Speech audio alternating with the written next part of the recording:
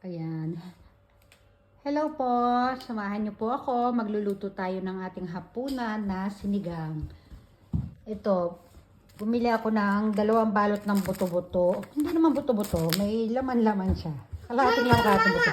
Kasi ito, puro laman. Anak, sandali lang anak. Ayan, meron tayong hindi ko naman tawag dito para sa pechay na Kasi ito, sinigang na gabi. Sinigang na may gabi pala. Tapos labanos. Ito nilalagyan ko nito. Optional lang naman ito. Okay lang makita nilagay mo sa sinigang na kung anong gulay meron ka dyan. Okay po. Ayan po, nagsalang na tayo ng tubig. Wait anak ko, ano ba yan? Puro, paano ba makakapagluto nito kung may ganito? Ayan po, pinakukuluan ko na yung baboy. Inaalis ko yung mga ganito muna. Nahiwa ko na rin po yung ating mga ingredients, kamatis, sibuyas, yung labanos, tapos ito yung hindi ko alam kung anong tawag dyan. Kasi ito parang mushrooms. Ayan, makulo-kulo na si baboy, papalambutin mo na maigi. Pag kulong-kulo na, saka ko ilalagay itong kamatis, sibuyas. Ayan po, magkakasama na sila kamatis, sibuyas at baboy. Sama-sama na sila doon, kulo-kulo na sila. Palalambutin ko pa ng husto, pakukulin ko pa ng husto hanggang magkandaan durog-durog ang kamatis at sibuyas. At pag malambot na po yung ating kamatis at sibuyas, durog-durog na rin. Ito na, ilalagay ko na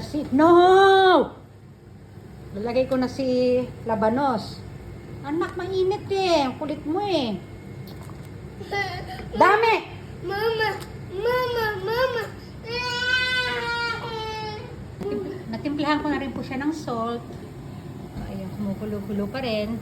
Napalambot ko yung labanos. Ayan, ilalagay ko na po ang ating sinigang mix. Ayan, 2 inaano ko. Gusto ko kasi maraming lasa. Ayan, at pag sobrang lambot na guys, ilalagay ko na po yung ating mga gulay. Ayan. Dami kong gulay oh. Ganyan lang ayos yan, hindi ko na yan. Lulubog ko na lang sila tapos tatakpan ko.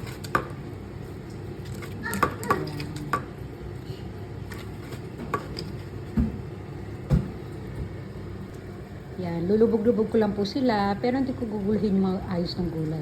Andiyan na sa, may kanya-kanya silang destination. Yan.